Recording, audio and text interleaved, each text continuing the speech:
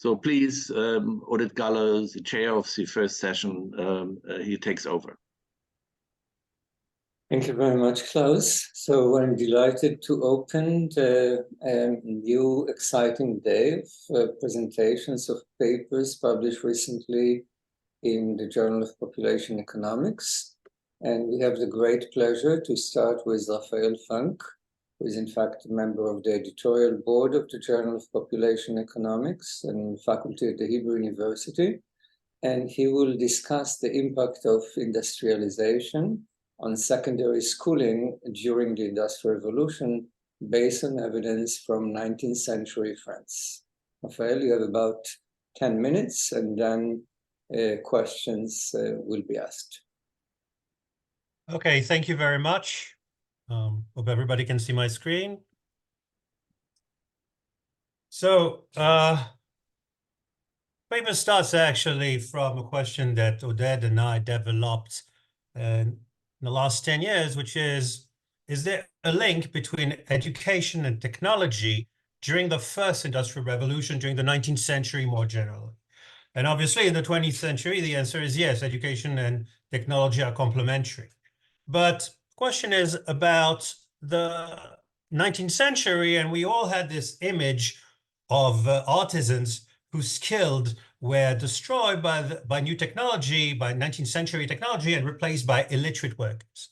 And what Oded and I have shown in a couple of papers, same ideas also found by Attack and co-authors in the US, that there was complementary, say, between education and technology in the 19th century, and that industrialization during the 19th century fostered the acquisition of basic literacy skills.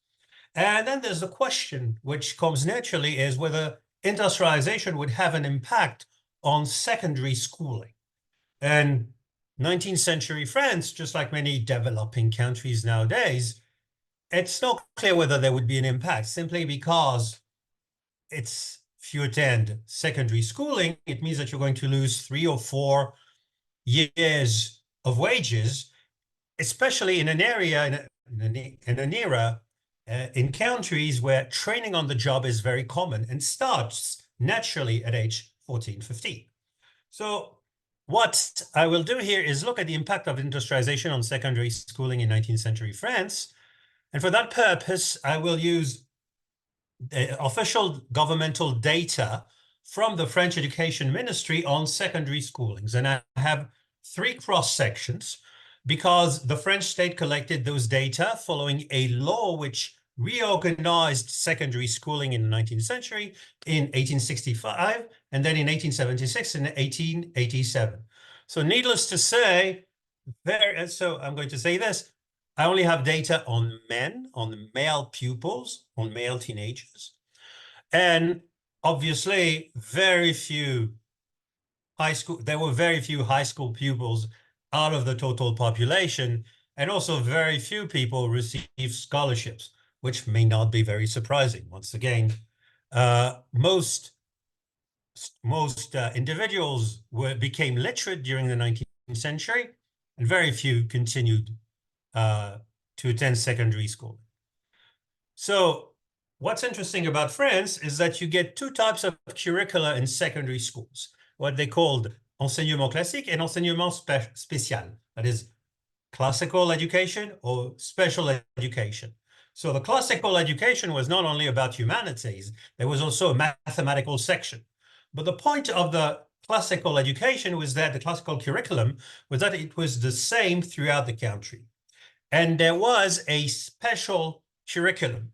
And the special curriculum basically was something that the French state rationalized ex post, because there were also secondary schools that were trying to provide a much more applied curriculum to reflect the knowledge and techniques which were needed by the local industries in every region of France. So that's one thing. And to measure industrialization, I will rely on the General Statistics of the Mineral Industry, which is an official publication also from the French state, from the French Ministry of Public Works. And this gives data on the horsepower of steam engines, the mining industry, et cetera, et cetera. And this is a map of the horsepower of steam engines in the mining industry in 1865, 1876, and 1887. The north and the east of France were more abundant in coal, so it's not really surprising that there were more mines. It's also that originally the industrialization of France started in the north, and so there is always this past dependency.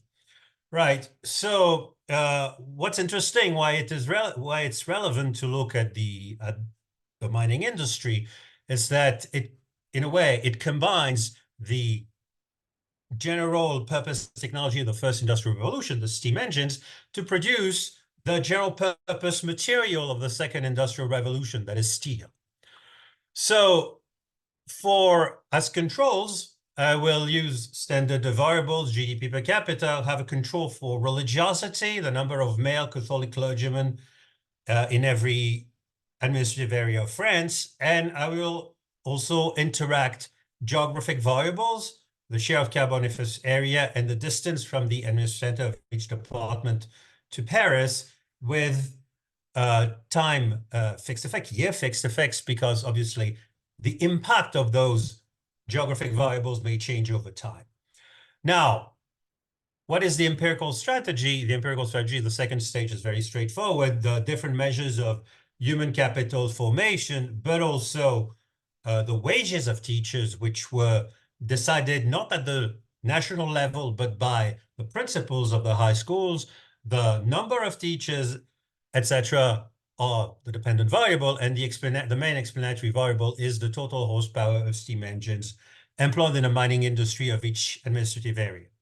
So what is the first stage? The first stage is the fact that, to explain the steam power of steam engines, an entrepreneur did not just open a mine. You had to request an authorization, and this authorization was delivered by an administrative body within the French Ministry of Public Works. It would take usually 2 years to get permission. And if you're interested, you can look at the discussion in the paper. There's good reasons to believe that the authorization to give an authorization to invest, whether there's enough coal to make it worthwhile, profitable to open a mine, was not dependent on the wages of teachers or on high school enrollment. So, in a nutshell, what are the results? I'm not going to show you, I decided not to show you tables, just to give you the gist of the results in a couple of slides. First of all, indeed, the first stage works very nicely. There is obviously a positive effect between the number of mines and the log of the horsepower of steam engines, with a very stronger quantitative effect. And what are the main results in the second stage? What the results show is that industrialization had a negative but mainly insignificant effect on high school enrollment.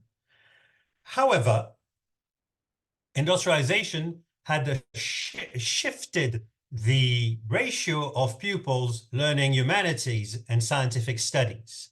So there was a shift in the nature of human capital formation, and industrialization led to an increase in the share of high school pupils who were in applied and scientific studies, or taking this applied and scientific curriculum.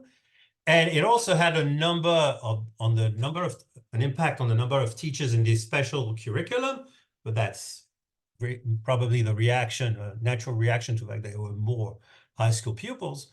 What is interesting is that high school offered a significantly higher wage to mathematics teachers, right? But not to other teachers, and not to humanities, for instance. And finally, at the local level, the local governments were not spending more on secondary schooling, but the French state, the French central state, was actually gearing high school spendings to the areas which were not industrialized. So the French school was actually balancing the effect of the fact that in 19th century France, parents were contributing a lot to the budget of high schools. And therefore, at the national level, the state, being aware of that, was compensating the lack of funding.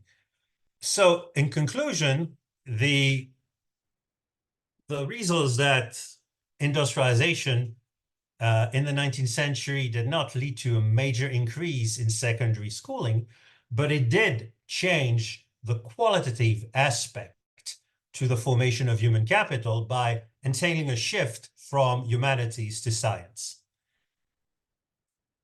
And I'm done.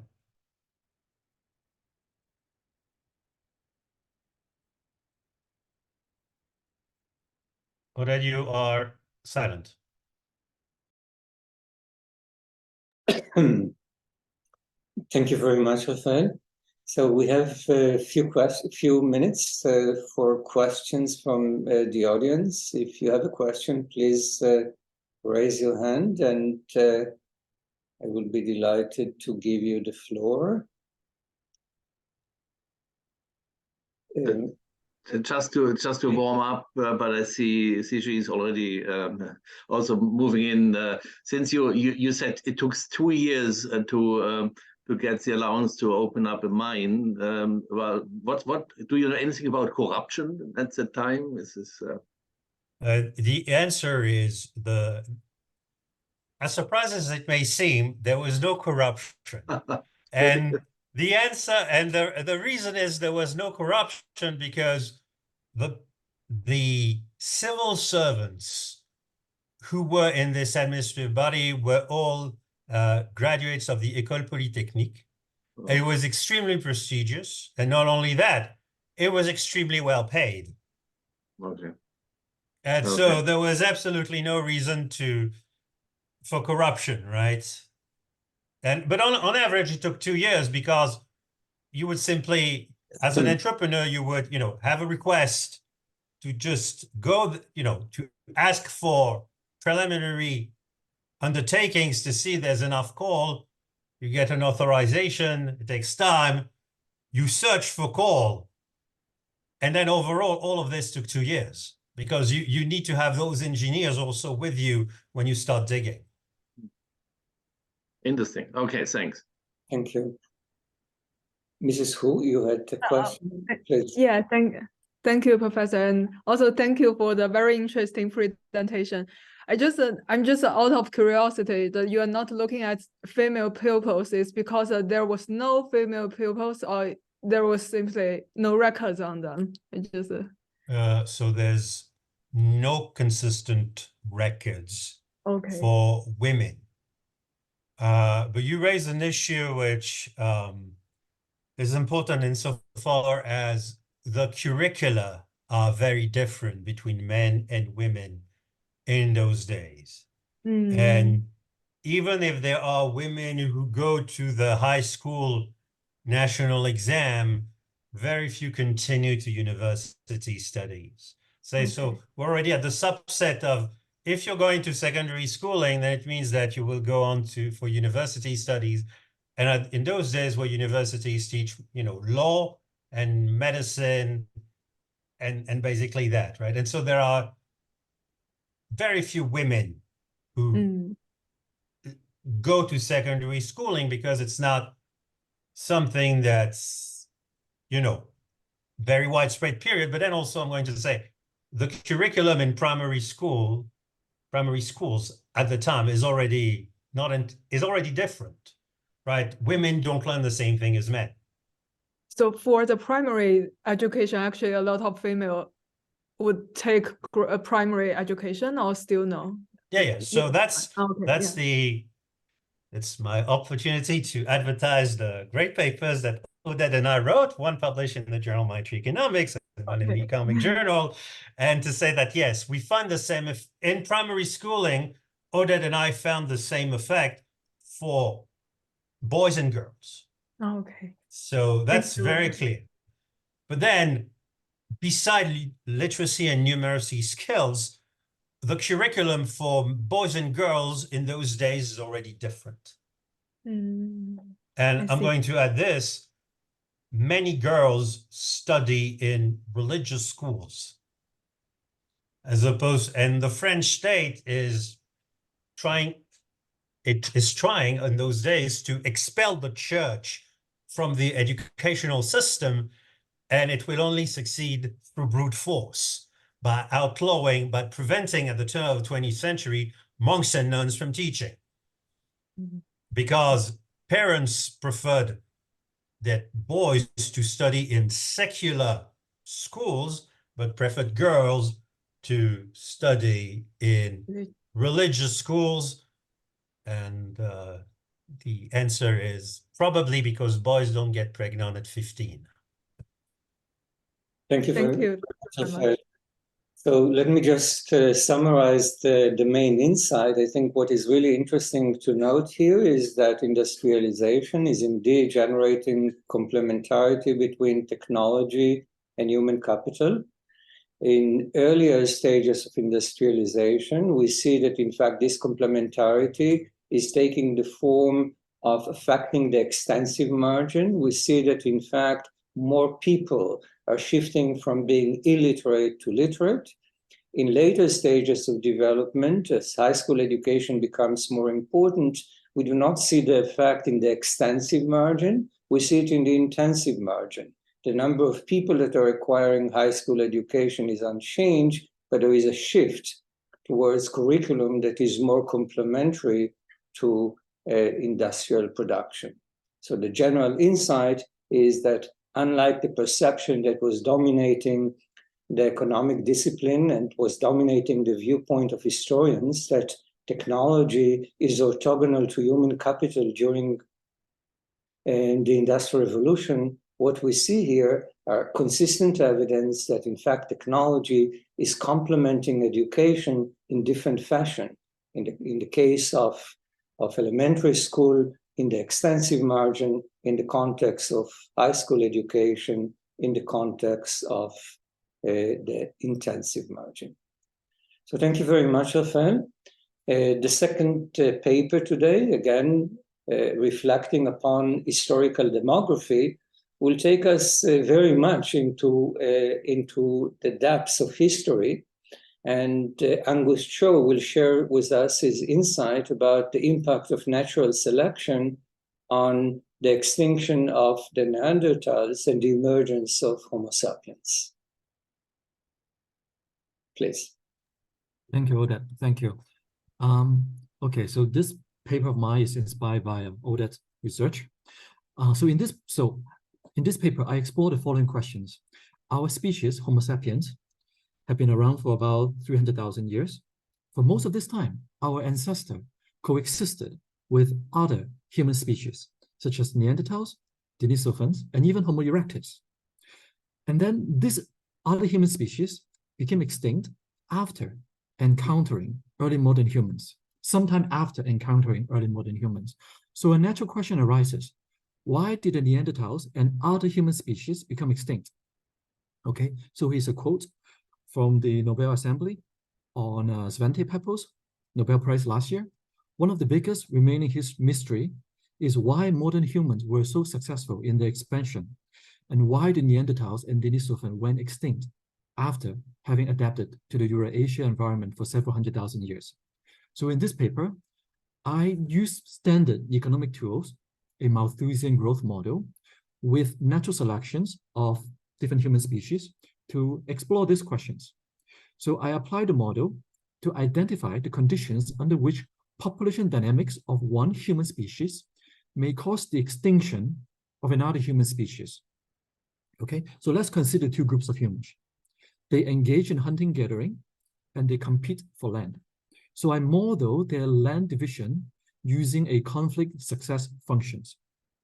In these functions, the share of land that they obtain, that they capture, depends on the relative population size. So given the Malthusian environment, the larger group of humans can occupy a larger share of land and possibly at the expense of the other group. So within this theoretical framework, I obtain the following result. Now, whether the expansion of one population causes the other population to shrink or become extinct depends on the intensity of competitions. Now, I model this intensity of competition using a parameter in the conflict success functions. That is the elasticity of the relative land share with respect to the relative population size. Okay, I denote this parameter as phi in the model. So if this elasticity is less than 1, then the two populations coexist in the long run. So we don't have the extinctions of any human species in this case. Now, if this elasticity is equal to 1, then the population, the less fertile population, will become extinct. And the less fertile population is the one that has a weaker fertility preference, a higher fertility cost, a lower level of food production productivity, and a lower supply of labor. Okay? So here is the phase diagram for the case in which the elasticity is between 0 and 1. As you can see, the two populations converge to an interior steady state with positive population in both populations. Okay? Now, if the elasticity is equal to 1, then the economy converges to corner solutions. In this case, the less fertile population will become extinct in the long run. Okay, so what are the implications? Now, we don't have prehistoric data on the food production productivity of the two human species. So we don't know whether early modern humans or Neanderthals were the more productive hunter-gatherers. Now, on the one hand, early modern humans seem to have a cognitive advantage, despite their smaller brain size than Neanderthals. On the other hand, Neanderthal had more robust bodies and more robust and muscular bodies than early modern humans. So either group could be more productive hunter-gatherers. Now, what we know from existing evidence is that the early modern human had a higher fertility rate than Neanderthals. And some study in the scientific literature show that this lower fertility of the Neanderthals is the reason for the extinction. That makes sense. They are the less fertile population, so that could be the reason for the extinctions. Now, the beauty of using economic model in this case is that this is a micro-founded model. Okay, so we can go deeper and ask the following questions. Okay, now we know that Neanderthals had lower fertility, but why? It could be the case that the Neanderthals had lower fertility because they were less productive in food productions. So this explanation would capture many of the existing hypotheses. So basically, many of the existing hypotheses point to the directions that, okay, early Homo sapiens survived because they were superior. Neanderthal become extinct because they were less superior. My model can capture this scenario with this productivity parameter. Now, but my model also point to another possibility, which I also find appealing. That is, it could be the case that the Neanderthals were better hunters, but they had less fertility because they prefer to do so. Okay, it could be the case that they have a weaker fertility preference or they had higher fertility cost. There is some evidence that the female Neanderthals and the male Neanderthals, they both engage in hunting gathering. So in this case, if a female Neanderthal become pregnant, they lose labor in the hunting gathering process. Okay, so in any case, my point is that either of these two scenarios could give rise to the Neanderthal extinctions when competing with the early modern humans. I find scenario B interesting because it predicted early modern humans could enjoy a higher fertility rate only by enduring lower consumption than Neanderthals. So in other words, early modern humans survived not necessarily because they were superior, just because they prefer fertility over consumption more. Okay, now is there any evidence for these predictions? Now, these predictions would imply that the Neanderthals had higher consumption, and this prediction is consistent with the observation that the Neanderthal has more robust skeleton, has more muscular bodies, and had a larger brain size. So all this must be there for reasons. If the Neanderthals were the less superior species, why were their bodies stronger? Why did they have a bigger brain? Okay. To conclude, in the literature, there's also a hypothesis of Neanderthal extinction caused by interbreeding. I didn't consider this scenario, but some study in the literature suggests that this could be a minor contributor to the extinctions. All right, so let me stop here. Is there any questions?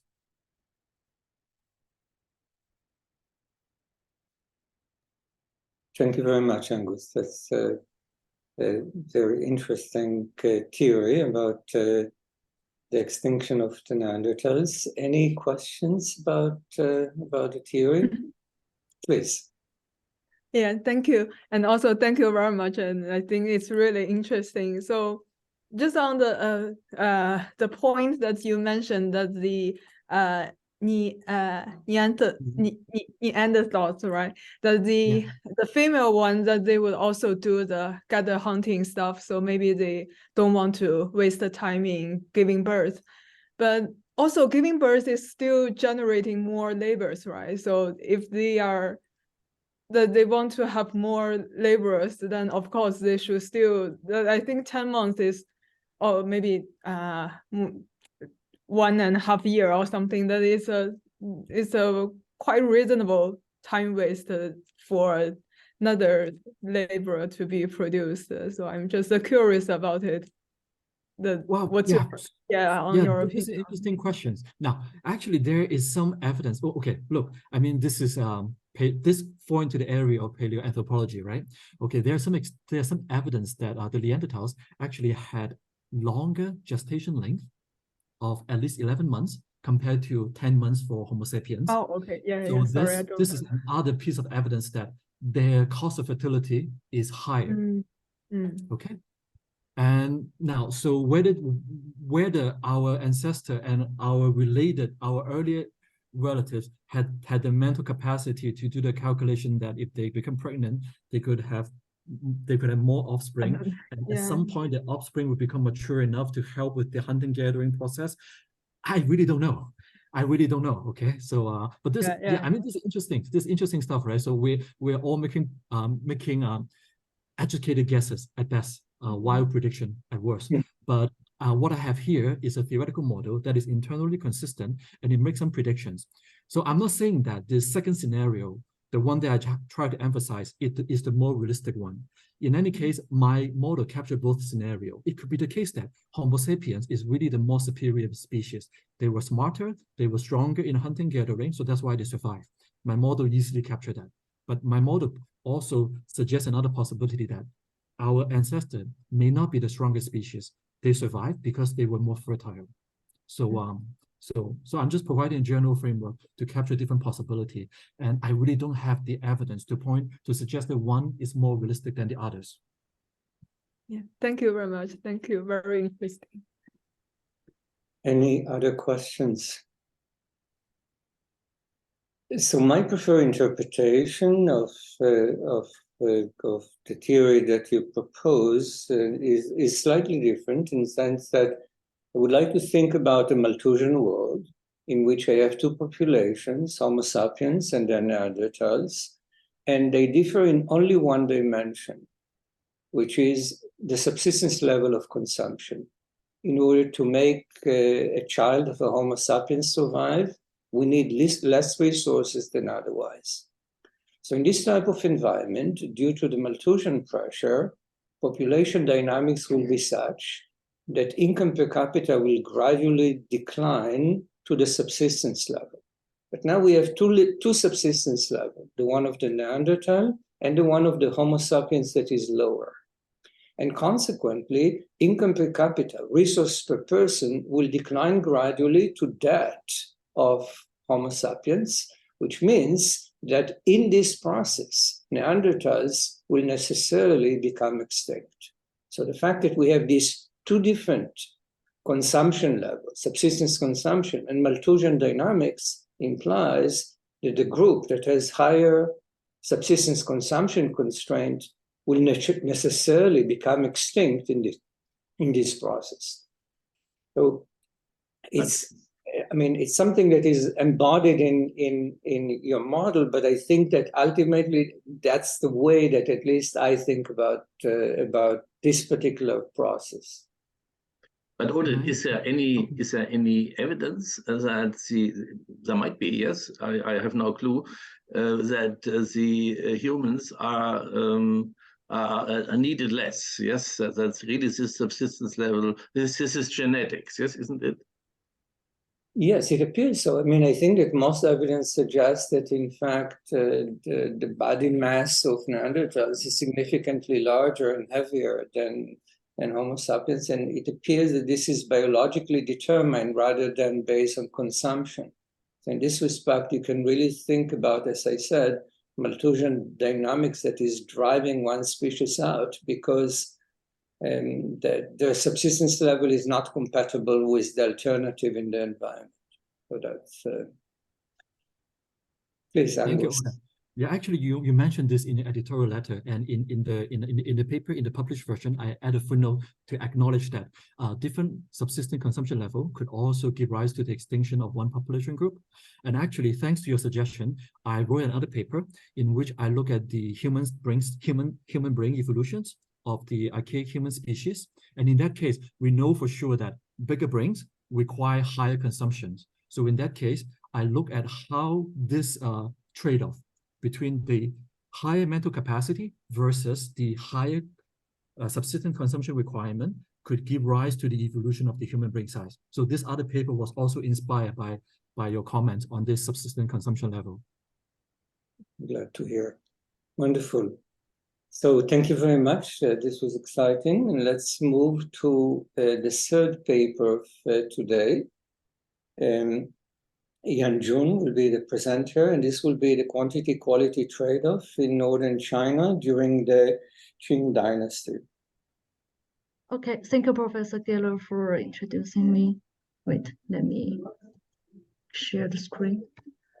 Okay, it's really an honor for me to introduce our work in front of so many distinguished scholars in this field. And I'm Yan Jun. I'm the corresponding author of this paper. And if you have any questions that I'm not able to answer quite completely today, please do not hesitate to ask me later. And in this paper, we studied the emergence of the QQ trade-off in Northeast China during the Qing dynasty. And of course, this work is based on, firstly, the quantity-quality trade-off theory, where the parents limited the number of their children in order to increase the quality of them. And we explain this phenomenon within the framework of the unified growth theory developed by Professor Galor and some of his co-authors, which explain a really important demographic and economic transition from Malthusian stagnation to sustained economic growth. And it is also well known that QQ trade-off is the crucial mechanism of this transition. And as Professor Galor mentioned earlier, that many countries during the industrialization, they witnessed this transition due to the complementarities of technological progress and human capital, and this increased the demand for education. And of course, those theories are already very well developed. However, from the empirical point of view, there are still some gaps in the literature. First is that the emergence of QQ trade-off, the information of this trade-off in pre-industrial period is still remain insufficient, and also most of the work focus on industrialized countries in the mid of their transition. And with the exemption of Xue, published in Journal of Economic Growth in 2017, which also focused on China. And in our paper, we of course, we also state why our paper is different from hers. And also we attempt to provide some quantitative evidence to some important implication of the unified growth theory. And we focus on Qing dynasty in China, and we use detailed micro observation to test the universal validity of the UGT during the pre-transition era. And we argue that even in an agricultural society where there's almost no technological progress occurred, fertility restriction could also be based on rational parental decision related to the demand for human capital. And we show that how this region transitioned from a military-based society to a typical Confucian one that values education was the main trigger to the changes in the household decision. And in this paper, we focus on Northeast China, more specifically, we focus on the province of Liaoning, which is basically here. And the introduction of Confucian style education happened much later when compared to other regions in China. And after the introduction of the education, of course, people there will also adopt the civil exam, the exam system associated with the education. And this system bring a really high return through education. Firstly, the qualification holders, the people who succeeded in the exam, they were either guaranteed a position in the government, and their wage was much higher than the average. And even for those who did not pass the exam but received some education, the likelihood of finding a paid non-physical job is much higher. Even though education was quite profitable, at the beginning, the accessibility to education is low.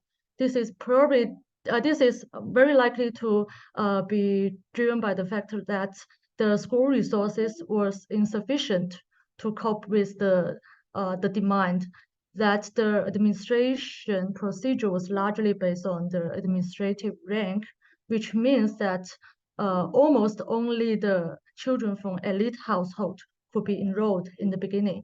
And this situation was improved since the mid-Qing dynasty, more specifically around 1760s, where when the private fund shuyuan and sishu, which means private schools, the number of these educational institutions increased.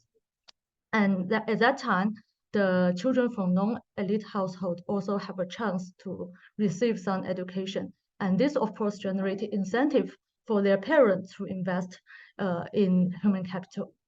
And in order to study whether this background would lead to the emergence of QQ trade-off, we used a data set called China Multi-Generational Panel Dataset Liaoning, which is a large-scale dataset, compromised household registration data, which collected every 3 years and covering a really long period during the Qing dynasty.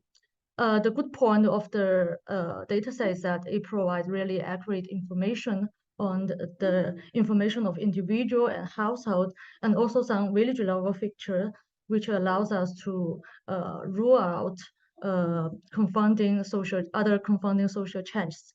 And it also have information of 3 population categories, so which help us to understand how people of different social responsibility responded differently to the educational development.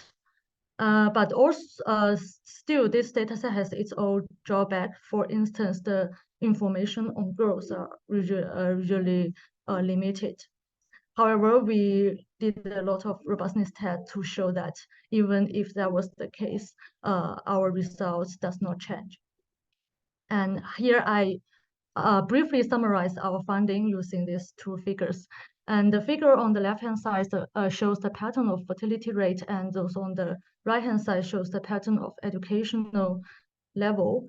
And we can see that since after the mid-Qing dynasty, more specifically around 1760s, we do find that a proportion of educated men was higher than it was before. And this exactly coincides with the timing that the region witnessed the expansion of the private schools. So before that, the people from non-elite households have no chance to go to receive any education, but before that, it was feasible.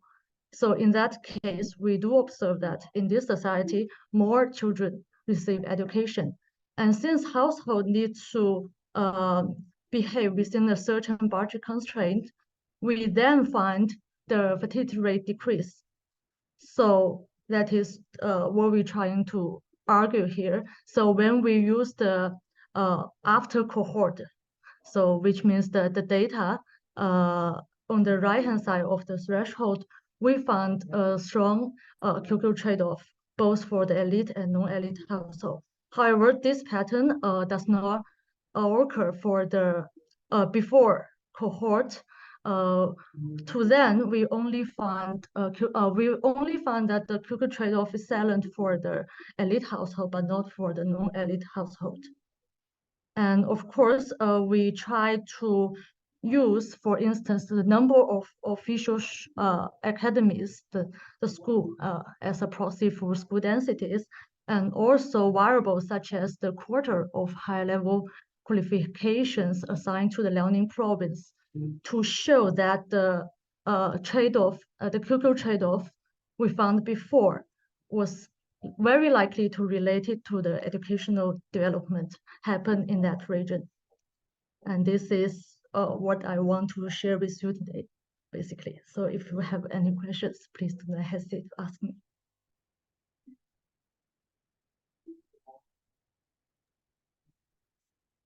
Thank you very much, Thank Yang. you.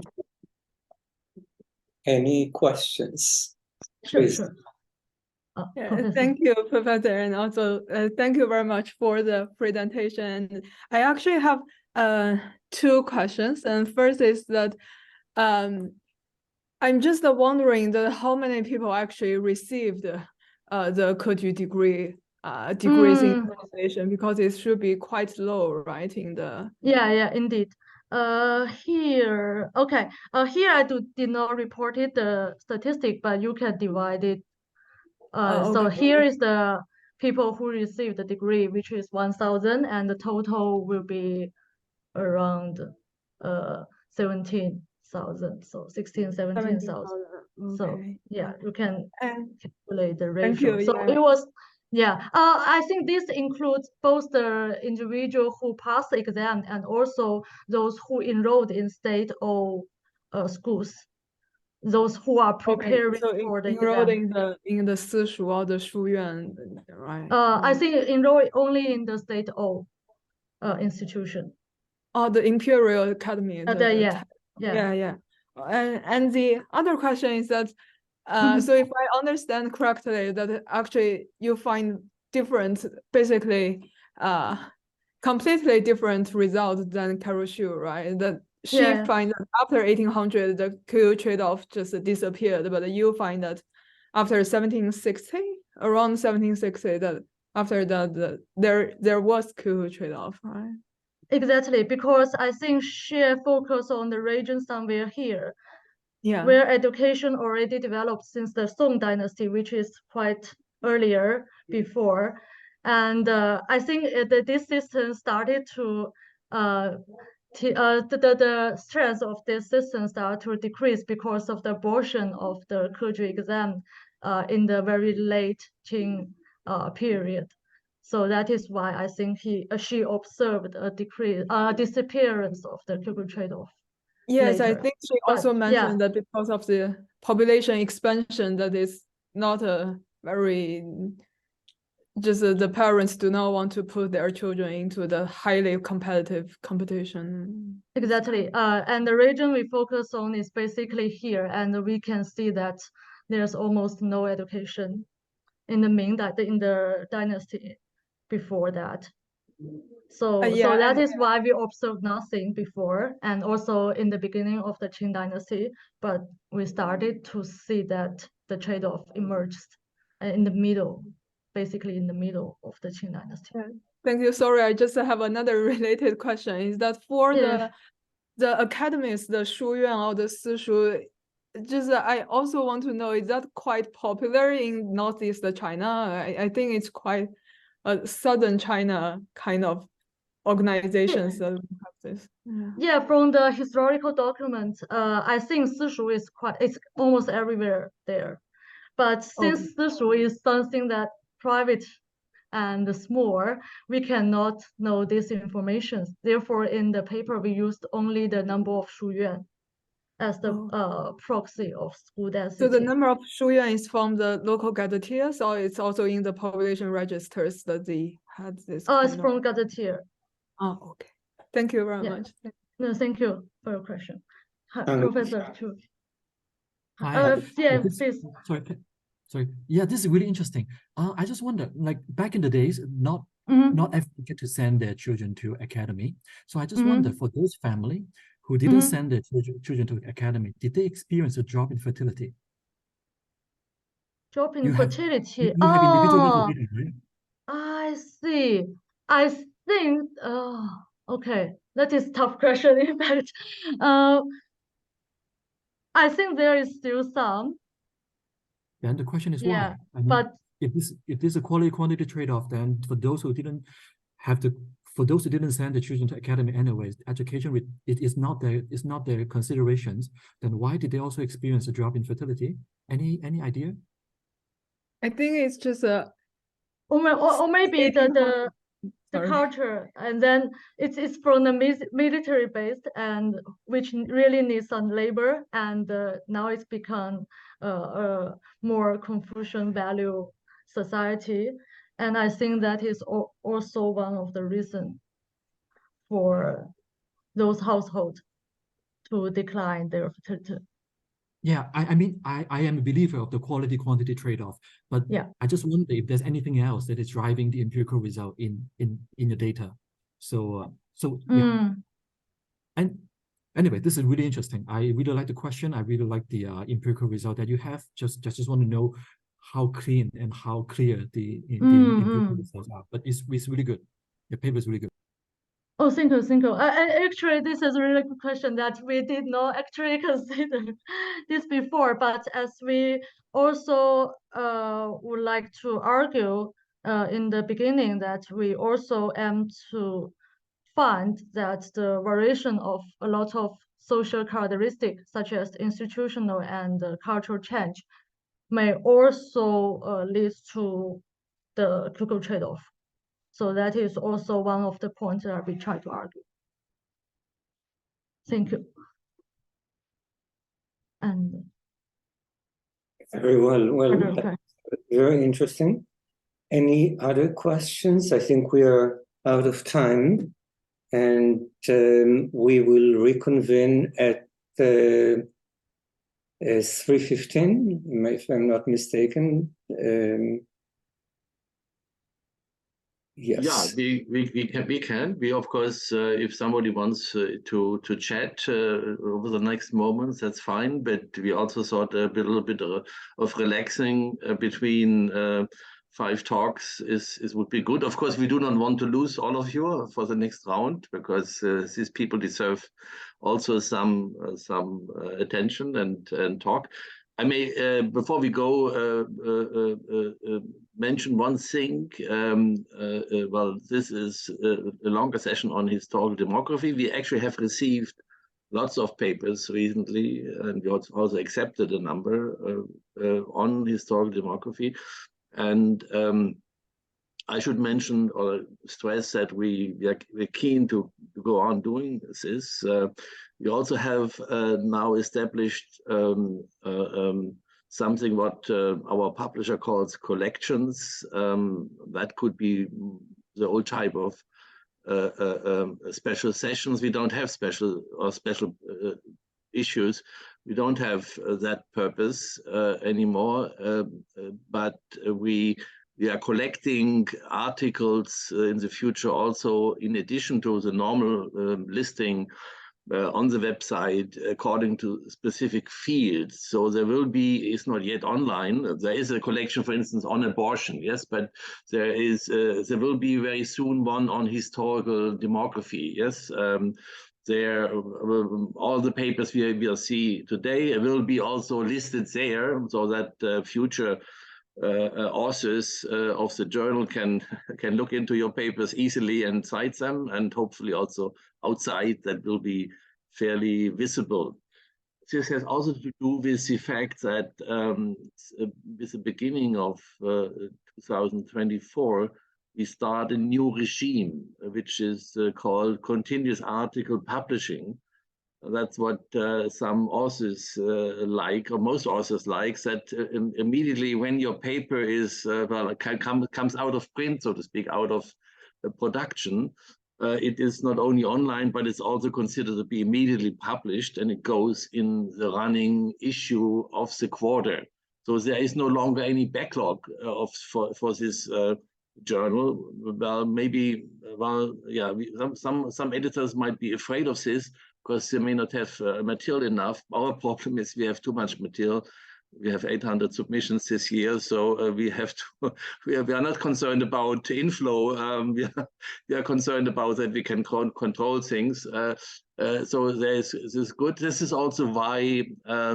Well, we have cleaned up our backlogs. That some of you may be surprised that the running issue has 32 articles. Yes, the fourth issue is yes, 32 articles. In the past, we published 40 articles per year. Now, this doesn't mean we have published more papers fresh this year. Yes, it was only 45. Yes, but in fact, we have published about 90 in the 4 issues.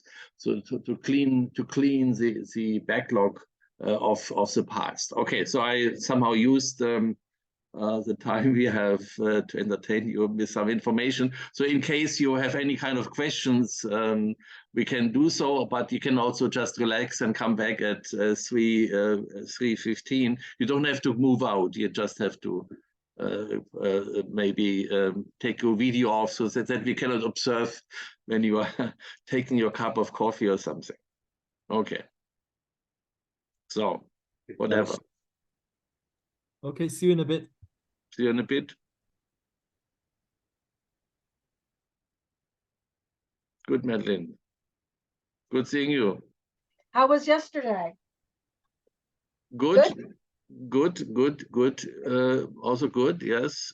Not as intense always as this session was good because. Oh, this was a great one. Yeah. Yes. Yes. Always such nice papers. Okay. Well, I will see you in a little bit. Yes. Enjoy your break.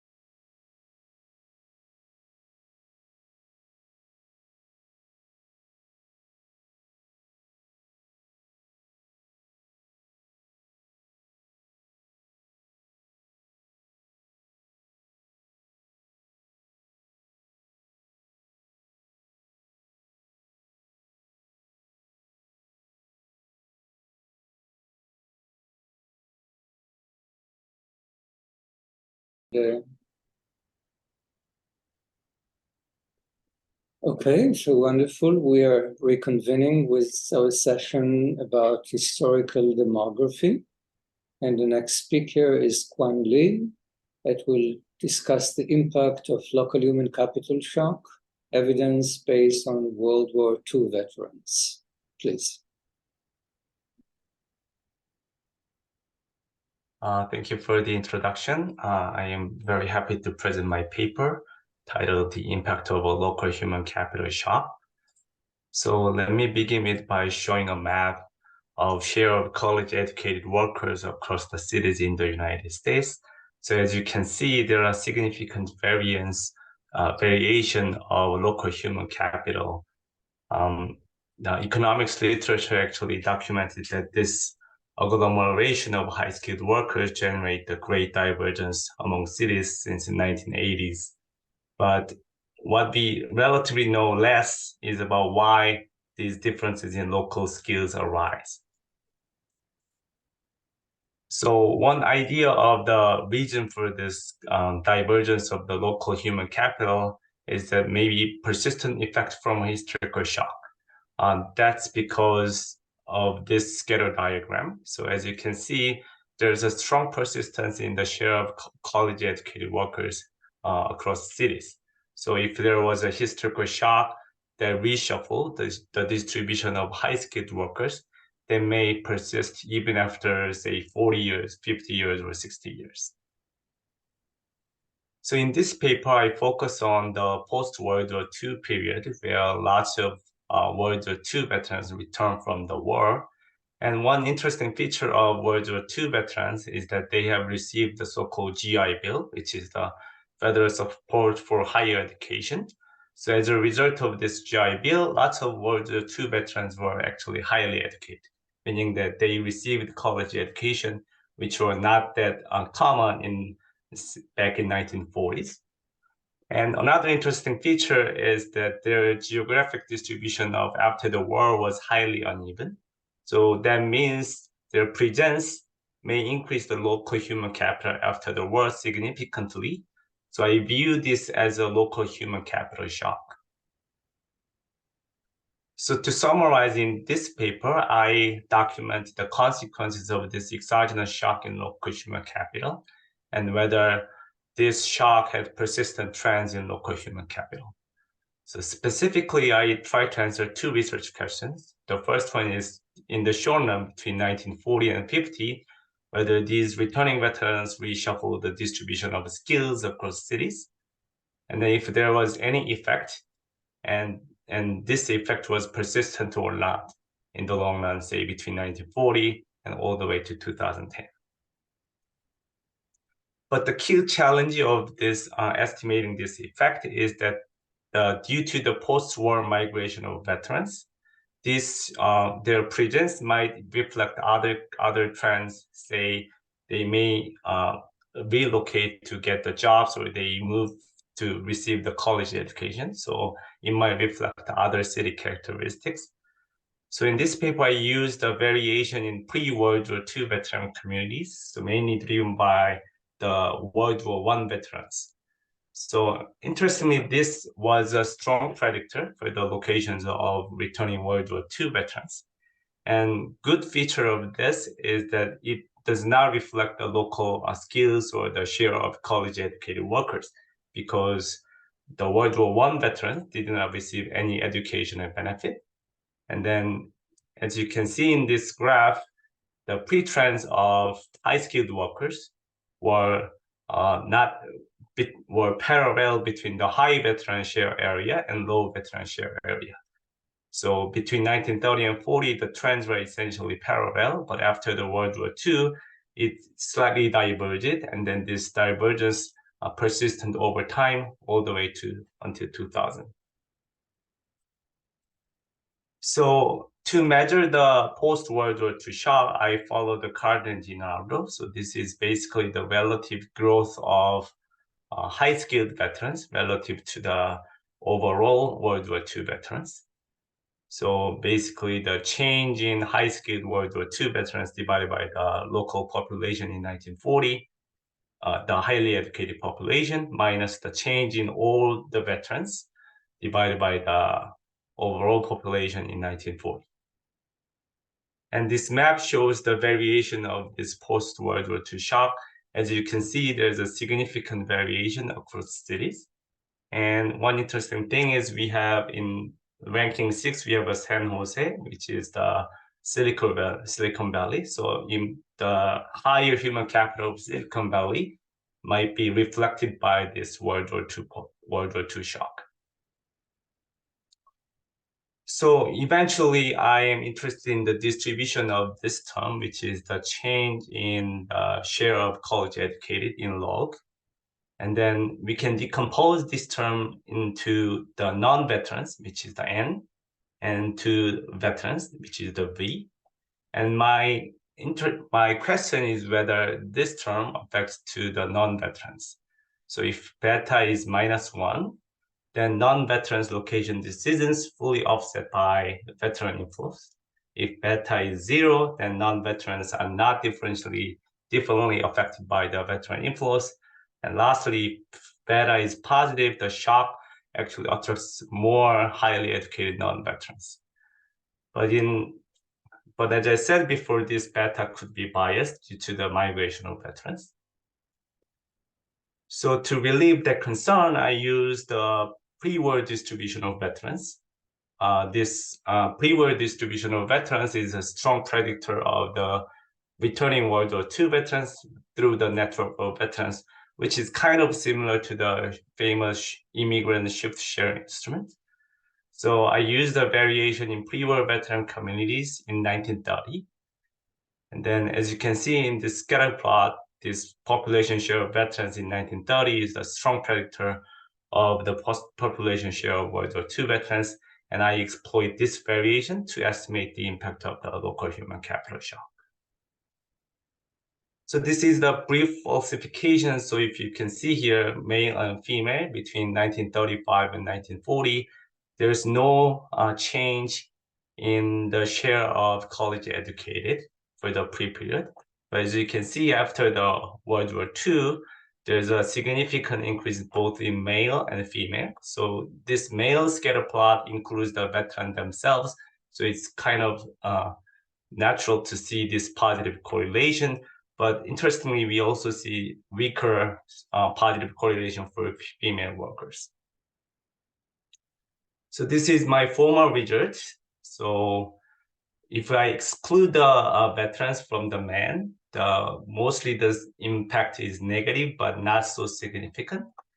For women, I find some positive impact, mainly because of, say, complementarity between men and women in terms of occupation, as well as the assortative mating between veteran and highly educated women. So overall, the in panel C, which is the relative skill growth, is not significantly different from 1, which means the presence of highly educated World War II veterans directly contributes to the increase in local skills. So for the shown, I also document the wage effects. So overall, I find a positive impact from the local human capital shock. That positive effect is mainly driven by the low-skilled workers. Again, this suggests that the highly educated World War II veterans may complement the skilled of low-skilled workers so that the low-skilled workers significantly benefit from the presence of the World War II veterans, while high-skilled workers, there might be some competition, so they were not significantly affected. So after documenting these short-run effects, I move on to the long-run effects, mainly for the share of college educated. So as you can see in the short run, the significant impact was only found for the men, but after 1950, so the women also were attracted to the places with a large presence of the veterans. And then all the way to 2010, that effect is persistent. And then the coefficient becomes similar around 2000. So that for the relative scale growth in 2000, which shows the largest impact, so 1 percentage point higher shock during the post-World War II period led to 9.2 percentage point increase in the relative skill growth. So to explain this, the persistent effect, I briefly also examined the change in the local industrial structure. So I classify industries according to the skill, so manufacturing high skill, and service high skill. So as you can see, the most of the impact is concentrated on the service sectors, both on high skilled and low skilled. So high skilled sectors increase, probably driven by the innovation and agglomeration. And then the presence of those high skilled workers leads to higher consumption, and possibly local multiplier effects also drive the increase in the low skilled service workers. So to conclude, this paper discusses the consequences from a local human capital shock driven by the returning World War II veterans. And I find that this shock significantly reshaped the distribution of local skills in 1940s. Not only that, the shock also generated persistent trends in human capital. So it might be reasonable to think that the current distribution of human capital is affected by the historical shock back in 1940s. Thank you. I'm happy to answer any questions.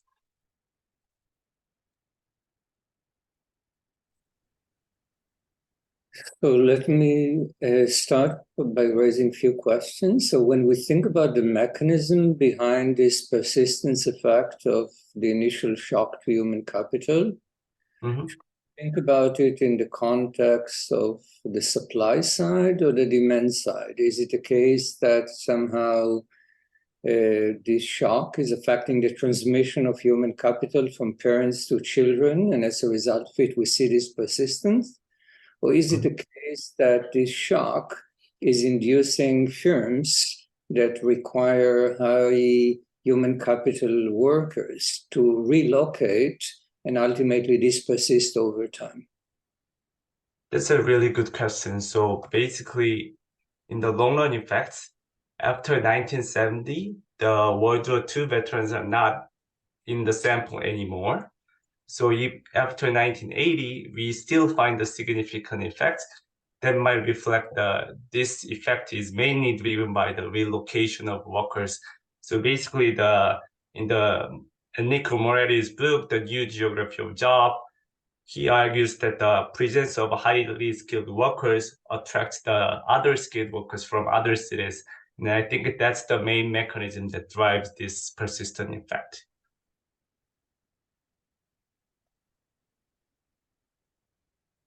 Any other questions?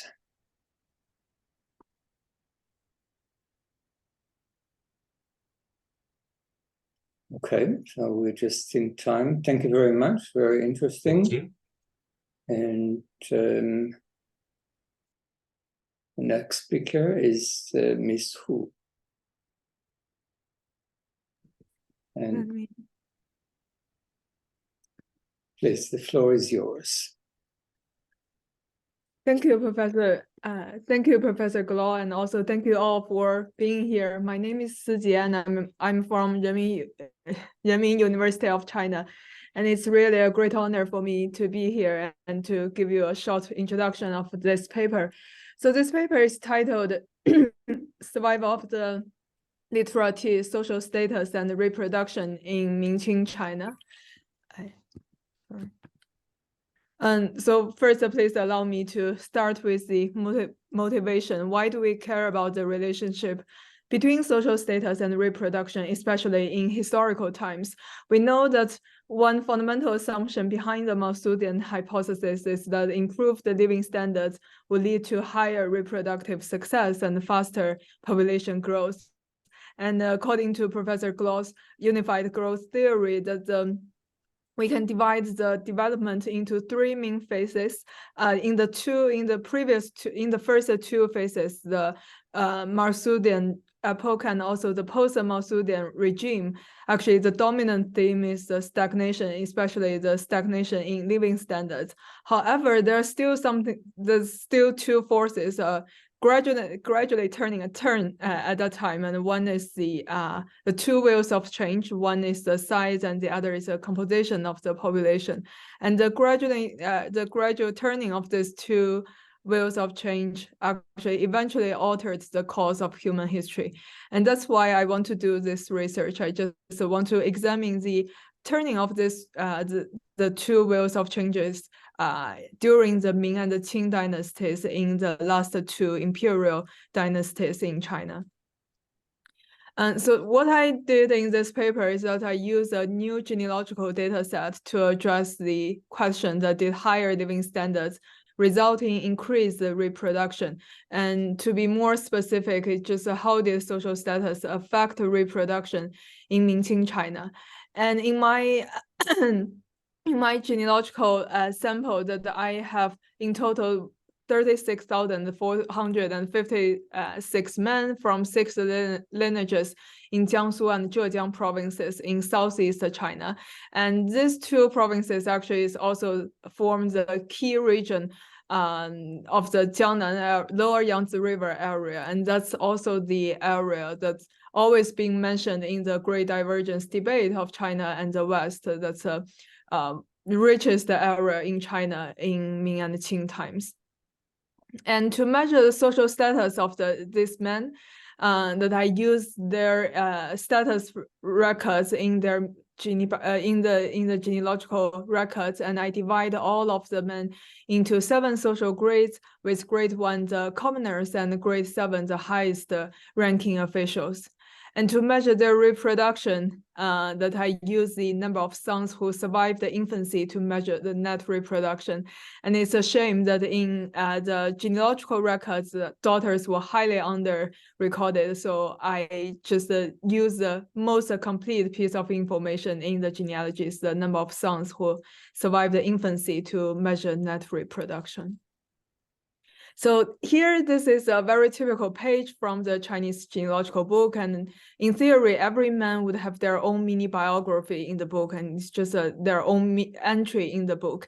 And we can find a lot of useful individual level information for this man, including their names, their wives' surnames, their birth and death dates, the status records of the man, and also the burial place of the man, and most importantly, the number of sons he had, and also the names of his sons. So thanks to all this individual level information that I could conduct this research here. And so what have I found in this paper? First, that I find, as we would expect, a positive and a robust association between social status and net reproduction. So in other words, the climbing up the social ladder increased the number of surviving sons that a male produced. So the figure here just shows us the unconditional great reproduction relationship for all the adults, the people who survived to adulthood in my sample. That for the grade 1 men, the lowest ranking men, that they would only be expected to have about one surviving son. However, for the grade 7 men, the highest ranking men in my sample, that they were expected to have about 3 sons. And we can also find a quite strong and clear social gradients here for the in reproduction, and it's quite linear, basically. And then I also conduct, of course, that I also control for a lot of different control variables into the regression, and the strong social gradients still holds. And especially, so then that I just try to analyze the key mechanisms through which social status affected net reproduction in these 6 lineages.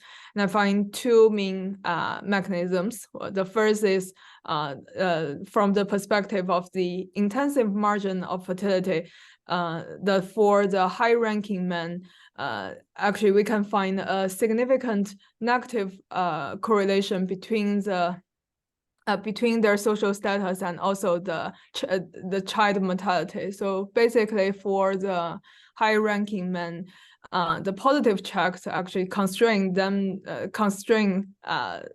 reproduction less than the positive check would constrain the reproduction of the commoners. So they had a much lower child mortality in their families. And the other mechanism is from the perspective of the extensive margin of fertility. For all those high-ranking men, they actually had better access to marriages. So in traditional China, that is quite common that for those rich and high-ranking males, those literati, that they could have several more. It's quite common for them to have more than one marriage throughout their lifetime. And so then the figure here just shows us in the left figure here, I conditioned on all the control variables I had, except for the number of marriages the men had. So we can still find that after I condition on a lot of control variables, the social gradient in reproduction still quite strong, and we can still see the linear pattern here. However, after I condition on the number of marriages those men had, the social gradient basically disappeared, and that's just suggests that for those high-ranking men, those literati, the grade 2 to grade 7 men, they basically achieved their reproductive success by having more marriages throughout their lifetime. So I think that to conclude that this paper, with the findings, this paper mainly contribute to the previous literature from two perspectives. And first is that I provide new empirical evidence for the unified growth theory by inserting China into the discussion about modern economic growth and the demographic dynamics in pre-modern societies. And we've already seen an extensive amount of empirical literature on the survival of the richest story in the Western European context, and also in colonial India. And for the Chinese context, actually most of the previous empirical research focused on Northeast China during the mid and late Qing dynasty, so a little bit later period. So in this, in my research, I focused on Southeast China, which as I mentioned is also a core region in the Great Divergence debate between China and the West. And also that I'm looking at this relationship between living standards and reproduction in a longer period of time. And the second contribution, I think, is this paper with the findings, it also shed light on understanding the absence of economic transition in 19th century China. So in my paper, in the last part that I discussed, that why that although that in China we can still find this survival of the richest story, that we can still find that those quality type of men actually could leave more descendants in the total population, and they actually also they are also the people who had higher living standards are also the quality types. Are literati, the actually had the upper tail human capital, but why China still failed to experience the transition from the Mausudian stagnation to the sustained economic growth in 19th century. And I argued that it's mainly because that the upper tail human capital in Ming-Qing China is very different from the useful knowledge that we observed in the Western European context. That this kind of human capital at that time is basically the Confucian classics, and the people are very good at Confucian classics, but this kind of human capital is not conducive to economic growth. And so it's hardly for this kind of human capital to bring about major technological breakthroughs that could stimulate an increase in the income per capita in the long run, but only led to a larger population. And that's basically all of my presentation today. Thank you very much. Thank you very much. Very interesting. Any questions? Please. Okay, thank you very much for the presentation, very interesting paper. And I have a question, because I'm very curious about whether the effect is driven by the social classes itself or driven by the income. For instance, businessmen, they were super rich, but I think their social status was not that high. So can you tell the difference between this? Yeah, okay, thank you very much. And so in my model, sorry, I do not have enough time to explain that I control for the literacy of all these men. So basically, I use the Zi and Hao, the pen name, and also the courtesy name for this man to capture that. And I think that for people at that time, if you are literate in a way that it can somehow just use as a proxy for your family background. Just if you have time, if you have the resources, your parents has the resources for you to invest in your education. And also I control for the father's social status, and also the grandfather's social status, and also in my robustness checks I control for the brothers, all this man's brother's social status. So for all this, I try to see to condition on this family background thing. So if there is some if the gradient is driven mainly by the wealth, that I condition on all these wealth related factors.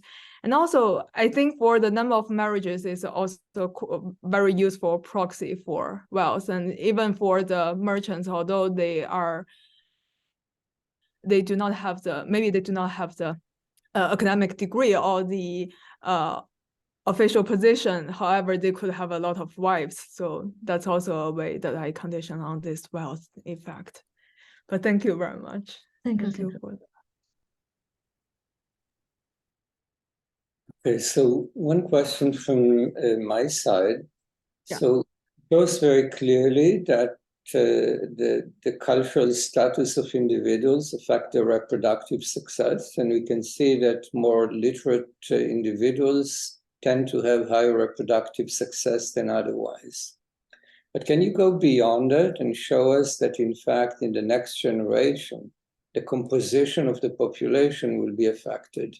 And can you show that those surviving children are ultimately more literate than the average literacy in the population? Yeah, thank you very much, Professor. And I actually have another paper on it. Just I'm trying to look at the reproductive success in a multi-generational model, and also actually it's inspired by your paper with Professor Clem, that you have the natural selection in the origin of that reproductive success paper. So I can I'm not sure that if I can if my result can directly respond to your question, but I can actually I do find that for those high social status men, their advantage in literacy and also social status could translate to the next 3 generations. And for them, their descendants are also more likely to be literate and to be more likely to achieve higher social status in the next 3 generations for their grandsons, great-grandsons, and great-great-grandsons. And also for all of them, they also have a higher reproduction than their counterparts, just if they do not have a father or a grandfather who are literate or high in social status, that their reproduction is also lower than those men who had a high social status father. So I think that's had a very long run impact on the reproductive success or the reproduction in China, also in a multi-generational model. So maybe indeed that in the long run there should be increasing their representation for all these literate men, that in the total population that we can observe this increase in their representation. And that's my answer for now. Thank you very much. Very much. So we are concluding this session of Okay, Well, we so have Angus. We can take Angus if you don't mind. He has a question. Angus, you had a question, or I mean, Yes, I do have a question. Sorry for the interruptions. This is a very interesting paper. I just want to understand the mechanism, because you said you actually control for the level of wealth and the level of literacy. So what is really behind the social status that is driving this reproduction success? I thought it would be wealth or literacy, but it's not that. It's not those. Then what is it left? No, I think it's the wealth. It's just after I condition on the marriages, the number of marriages they have, that we cannot see the social gradients basically.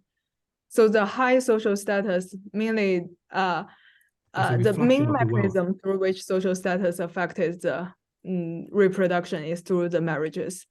And the reason why that they could have more marriages is that because they're wealthy. But I think the social status also played a role here, that not only not the wealth related social status, but the social status related social status, the pure social status also played a role here. Is that I also divide my sample into 2 subsamples, because all of my 6 lineages, 3 of them are common lineages and 3 of them are elite lineages. So the elite lineages are lineages with more gentry scholars, so more literati, more high social status officials. And for them, for the men, even a grade 1 man, the non-degree holder, the commoner in an elite lineage, that they are also more likely to get more marriages than their counterpart in the common lineages. So this social status still, even without the wealth related part, that itself, the pure status itself also played a role here, but it's only observable when I divide them into 2 groups. Yeah. Yes, this is really interesting. It seems like you have a very rich data set. So are you able to distinguish between wealth-related social status and non-wealth related social status, just to see which component has a bigger effect? I mean, it looks like you have a rich data set, so you may be able to do this, right? And which one has a bigger effect? I think wealth, of course, had a bigger effect, but it's hard to, because I do not have the exact income of everyone. I know the salary of all these officials, but that's that's just the same for the same ranking official, right? But there must be a lot of income that actually is not captured by their salary. But it's hard for me to get that information, that it's not recorded in their genealogical books. So, but that's a very, very, it's a very, very good question, but I'm sorry that I cannot deal with it now, just with my genealogical records. Thank you very much. This is really interesting. Thank you. Yeah, I should just add in this context that if you look at my study with Mark Klemp in a paper that we published in Nature Evolution, there you see that marriageability is a very important component in the transmission of in the reproductive success. So the ability of the child to get married and married relatively early is ultimately affecting reproductive success. So I mean, and this is based on entirely different data sets, and this is basically Quebec in between the 17th and the 19th century. Very similar pattern in terms of what is driving reproductive success. So you can look at it. Thank you very much. Any other questions? Okay, so as I said, I'm delighted to close this morning on my side session of demography in historical context, and to move the helm back to Klaus, and then from there onward. Thank you very much, all. Thank you very much, Oded, and thank you very much to all the participants of this session so far. That was a wonderful way to follow the work you have done.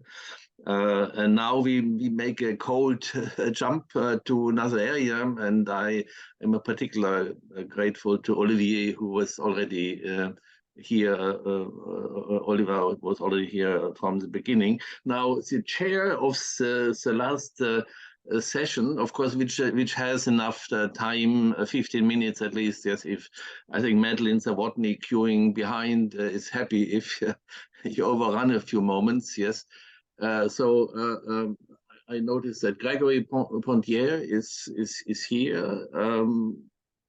Where is he? Hello, Klaus and Oded. I'm sorry that my camera is not working, and I didn't want to miss any part of the discussion on the fascinating paper on Malthus in China. So may I ask you whether I could have 3 minutes just to fix the camera problem, or do you want us to start right now? Yeah. Okay, take 3 minutes and fix the camera I'm really problem. sorry about this, but that was such an Yes. interesting discussion on how to interpret these results that I didn't want to miss a thing. Thanks a lot. I come back in 1 minute just to. No problem. This is all relaxing. Yeah. Not pressed in time as such. That's why we have these breaks in between and so on. So, okay. So maybe I stop recording for a second so that we can take this. Well, thanks a lot, Klaus, and all apologies for being late. Actually, I had to chair a retirement session, but I've seen that the number of papers has been shrinking. But well, we are very happy today to have Oliver Pardo, who will present a paper on mandatory retirement and informal labor market. So, Oliver, thanks a lot for being among us today, and I'm just listening to you. Thank you very much. Can you see my screen? Yes. Very good. Okay, thank you for the invitation. I just want to present this brief paper about how, at least in Latin America, we've been facing an aging population. We've been moving from pay-as-you-go systems to fully funded systems, but where these fully funded systems are actually contributions are mandatory, so you are forced to save. So I do think if you ask many policymakers, they will say that this is a good idea based on the argument, based on the reason that people seems to be present bias. Since they're present bias, they tend to undersave. Therefore, it is a good idea to force them to save. So if you wanna get a job, you're supposed to contribute a share of your wages, which is known as the contribution rate, and therefore this contribution rate is above the saving rate you will have on your own, and therefore this way we can help people to have a better retirement. Or do we? So this is the question: do we actually help people by forcing them to save, even if they're actually present, even if they do have present bias? So yeah, this is basically the conjecture I'm trying to explore with this theoretical model. In fact, I was really surprised to find out that there is a gap in the literature, in the theoretical literature, regarding the effect of the contribution rate on retirement consumption when you are in the situation of a very large informal labor market, which is the case for many developing nations. And so what are basically the results? I'm assuming that you everyone is forced to save a uniform share of their labor income. So we have a uniform contribution rate, and this in fact ends up explaining a bit of the informality we see in practice. And interestingly, those people who used to work sometimes in the formal labor market, sometimes in the informal labor market, I do find that if you increase the contribution rate, then their retirement savings are actually going to fall, and therefore their retirement consumption is going to fall. So for those people who sometimes work formally, where they're forced to save, and sometimes they do work informally, where they are not forced to save, an increase in the contribution rate actually leaves them worse off. So this is the main result of the paper. The model is embarrassingly simple. We just have the decision of the people whether to work in the formal sector or whether to work in the informal sector. But they are facing a borrowing constraint, and this borrowing constraint is important because if there is no borrowing constraint and they could borrow money at the same rate, at the same interest rate, they will get in a saving account or in the retirement plan, then the mandatory contribution will have no effect on the savings. So we do have to have a borrowing constraint in order for the mandatory savings to have some traction, to have some effect. So you might think that if that's the case, why do we have a budget set like this? Well, it's because actually working informally is an alternative way of borrowing. So you might not borrow in the usual way, but actually by working informally. By working informally under certain conditions, your act is equivalent to actually borrowing money at a relatively expensive interest rate. So this is what I'm showing here in this diagram. So the point here is that this bundle, so we have on this axis the consumption when you're young, and on this other axis your consumption when you're retired. And this consumption bundle will be the case if you have no savings and no borrowing. So if you move to the right of this point, well, you actually are going to be borrowing. How is it feasible to be borrowing money if we have a borrowing constraint where you're not supposed to save? Well, because working informally is an alternative way of borrowing. So what I'm showing here in this graph is just a solution where the individual is actually consuming when he's young and he's working, he's actually consuming above his disposable income by working in the informal labor market. So this is the solution here. So basically, I just do some comparative statistics, which is the kind of surprising result, and I do find as follows. When I increase the contribution rate, the share of your labor income you're forced to save when you're working in the formal labor market, then what do we find? Well, this bundle shifts to the left, which is mainly and if you follow this bundle, you will think that actually you are consuming less when you're young, but you're consuming more when you're old. So you might think that increasing the contribution rate increases your retirement savings and therefore your retirement consumption, right? So you might think, okay, a high contribution rate means you are saving more, which means you have a higher retirement consumption. What I find, in fact, is that for this case, the opposite is actually true.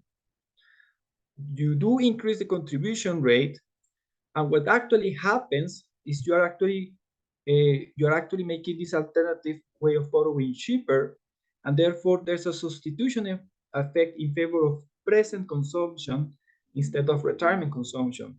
So what this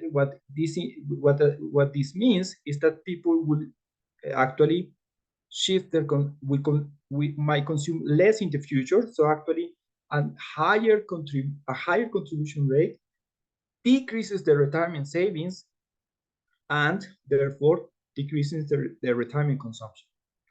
So a high contribution rate actually makes them worse off. And the effect on present consumption is even ambiguous. You could even have situations where your present consumption is also lower.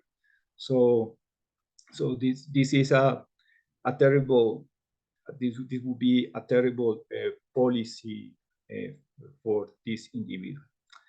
And that's basically it. I have some numerical exercises showing that who's going to be affected by this type of policies, because the borrowing rate sort of so it depends in a way of the opportunity cost of working in the informal sector versus how much would you earn in the formal sector, what I call the productivity gap. So these budget sets are heterogeneous across the population, and I have some results regarding it. And the main point is basic on these numerical exercises is that those people in Colombia who are richer than 28% of the population but poorer than the other 43%, let's call them a middle class, but of course that's not quite right, but let's just call it the people in the middle, and actually worse off if we increase the contribution rate from its current level. And in fact, there will be the opposite is true. They will be better off. They will have more retirement consumption and more retirement savings with a lower contribution rate. So this is very difficult for policymakers to take, telling them that a lower contribution rate would actually help poor people to have a high retirement consumption. And yeah, this is basically my results. Thank you very much. Thanks a lot, Oliver, for this presentation, which was concise and accurate. So thanks a lot. Is there any question here at this stage? Maybe yes, Andrews, please go ahead. Hi, this is an interesting presentation. Thank you. Can you go back to slide 4? So this is a theoretical possibility. So in your model, you can deliver other results as well. So, and then you take your model, you do some calibration, I suppose? You calibrate Yes. the model to actual data or just some numerical parameter values? So, yes, this is calibrated to actual data. But I do have to say that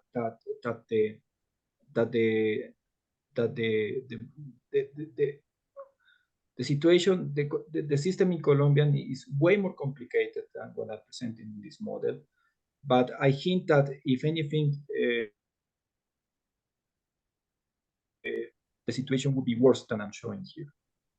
So Okay. there, in fact, you cannot, because you are in this model, basically your retirement savings are basically what you saved plus the financial returns.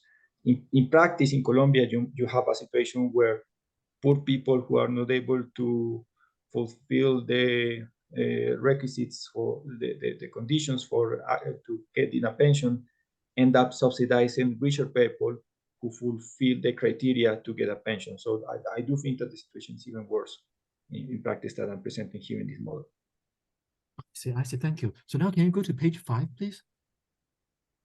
Now, so this numerical result is based on your calibrated parameter values. Do you know how robust this result is? If you change the parameter values, how much would this numerical result change? I don't have this sort of robustness results in the paper, but based on previous playing with the parameters, won't really change the big picture, which is people like not so poor for them to be always better to be working in the informal market, but not so well off to be always working in the formal labor market, are the ones who will benefit from a lower contribution rate. And this is and as you can see, which is more or less is a quarter or less of the population will be better off with a lower contribution rate. Of course, if we change some parameters, that share might change as well, but it's still pretty significant. Okay, thank you. Thank you. Is there any other question here? Well, on my side, I had a question about the policy implications of this paper, because in a way, okay, you highlight this is an opportunity cost of working in the formal sector, but in a way, okay, as it was stressed in the previous question, I mean, implicitly, there are lots of other policy parameters that may play a role in the discussion. Of course, that's a reduced form model, as it has to be. And so my question would be, okay, what would be the policy implications of this? One might say, okay, we should, to some extent, reduce or at least take into account this kind of problem of the informal market when fixing the policy parameter, or one may say, well, no, the problem is the informal sector in itself, and so we the policy could involve, more higher penalties for the employers of the informal sector, etc. So could you say a bit more about this? Because we know we are in a second-best world where there is an informal sector. I'm not saying we can make it vanish directly, but the point is, okay, how do you address this trade-off between these different implications of your model? Well, this result depends basically on what I call the productivity gap, which is how much you earn in the formal sector versus how much you earn in the informal sector. And there's literature that shows that the opportunity cost for poorer people is relatively low. You can switch very easily between formal and informal jobs, whereas the opportunity cost for richer people is actually quite high. If I were not working at the university, well, what would I do? I don't know. I would be, I don't know, a bartender or something. And the cost for me would be huge. Whereas for someone who is a bartender in a formal place or a bartender in an informal place, the opportunity cost is quite low. So this is important because the policy implication is different for each individual. And in fact, a policy implication is that you have to have not a uniform contribution rate, but ideally a contribution rate that's conditional on individual characteristics. That being said, those characteristics are probably a characteristic like the productivity gap is not observed, which leads to a policy implication that where the second best policy will have to be a sort of you will have to have a mechanism design in order to address what will be the second best policy. I don't get there in the paper. I just try to point out that a uniform, what will happen if you have a non-uniform contribution rate that is incentive compatible for everyone working formal, and that's where I finished the paper. But the main point is if the opportunity cost of switching from a formal job to an informal job is quite low, then your contribution rate should be pretty low. Okay, so thanks a lot for your reply. Yes, I see that the productivity gap plays the key role, and probably too the attitude towards risk in any way, because it's still quite risky to work in the informal sector. Well, I hope I gave you a suggestion for another paper following this one to look at the optimal policy problem with this incentive constraint in it, to see how far it affects the design of the optimal policy. So thanks a lot for your reply. Is there any other question at this stage? Let me just see in the list.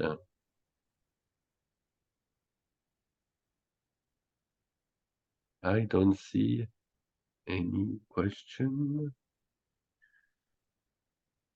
So maybe it's time to thank the unique presenter for this retirement session. That's a pity we could not have more papers on the theme of retirement, because we receive lots of excellent papers in the Journal of Population Economics on retirement. But thanks a lot, Oliver, for having presented today. You're welcome. Thank you. Thanks to you. And I don't know, Klaus, if you want to conclude this event.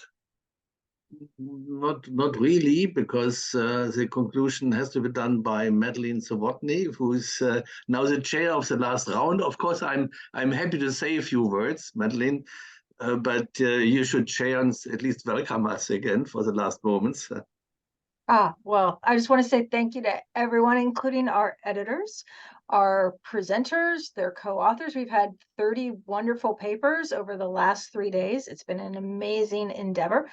Over the next year, as Klaus mentioned, we're going to be publishing more quickly. We already have 21 papers lined up, so keep an eye out for those. But we hope that you and your colleagues will continue to send us wonderful papers.